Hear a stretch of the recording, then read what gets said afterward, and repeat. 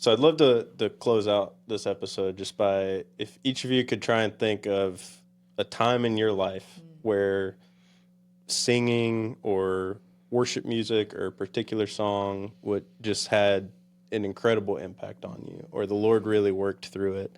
I'll go first, so you guys have time to think.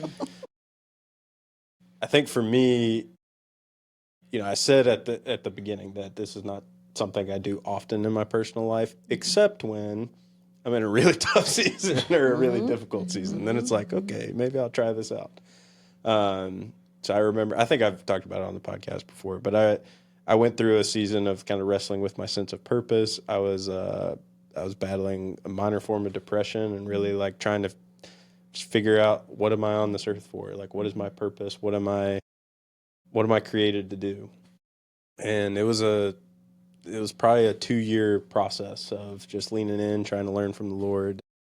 I remember listening to worship music more during that season of my life than I had at any other time. And I mean, I was picking songs that had lyrics that resonated with like what my prayers were during that time. But, I was trying to have faith that God would get me. In the Psalms, David talks about feeling like he's in a pit. In that season of my life, that's what it felt like. It felt like I was stuck in the muck, like I was in this pit and I didn't have a ladder. It didn't seem like there was a light at the end of the tunnel or like I was going to get out. And so a lot of my prayers was just trying to have faith that like the Lord was going to make a way, and that. So I mean, songs like Waymaker, More Than Able by Maverick City, a lot of those types of songs. And then this isn't officially a worship song, but there's a song called God Does by the Red Clay Strays. I still listen to it every Sunday on the way to church. But those songs just became like my cry during that time. And the Lord came through. Like he lifted my life up out of the pit, and he got my feet unstuck from the mud and has put me on solid ground. And I think that's part of just using those songs as a form of prayer. So do you want to go next, or do we want to start on this side? Okay. I can't remember a time that I did not sing. I mean, little kid. I came home from kindergarten and sang on the swing set while my mom fixed lunch. I mean, it's just so much a part of who I am. And so all the songs, growing up, and I was in a small church that didn't have a youth group. I sang in the adult choir from the time I was 13, just because I just needed to sing. Somebody asked me if you had to cut out anything, or if you had one thing left, I think it would have to be music, singing.